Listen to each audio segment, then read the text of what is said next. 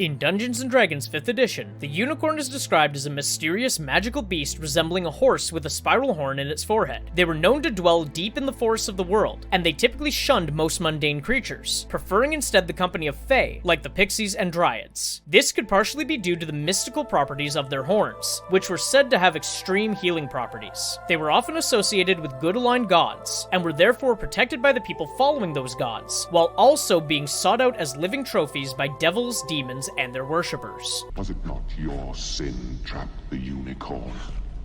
Even now, the evil seed of what you have done germinates within you.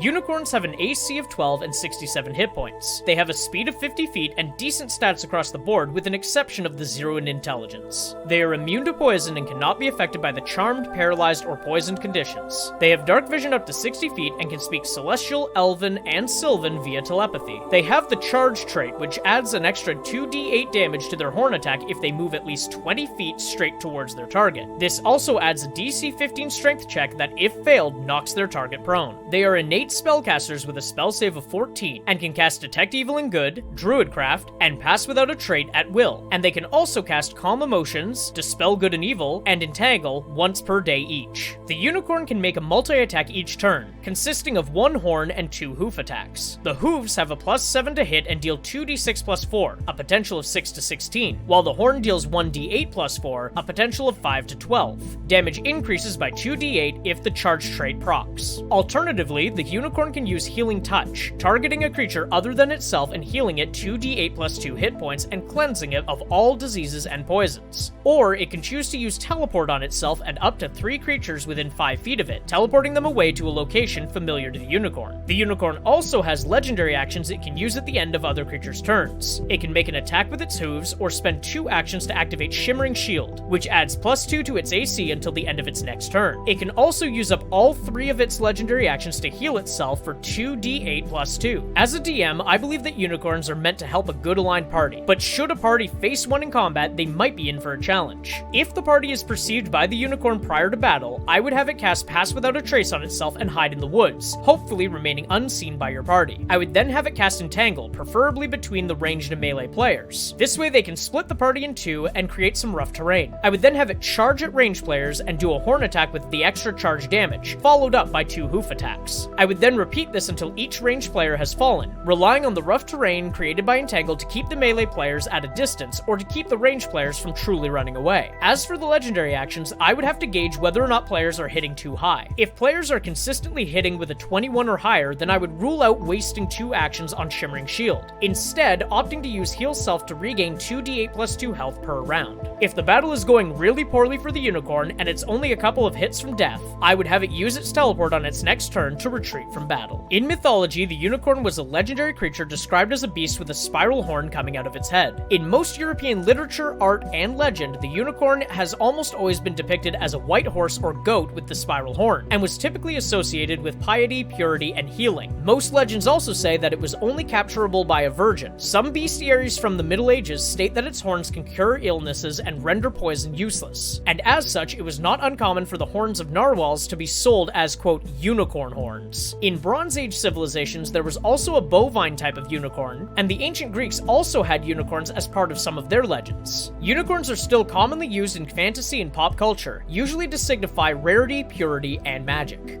In comparing the monster to the myth, we find that they are pretty much identical. Both are mythical creatures that boast healing powers while being associated with rarity and those who are pure of heart. The only real difference would be the inclusion of bovine and goat unicorns in certain myths, though these depictions are very rare and have not managed to survive into modern popular culture.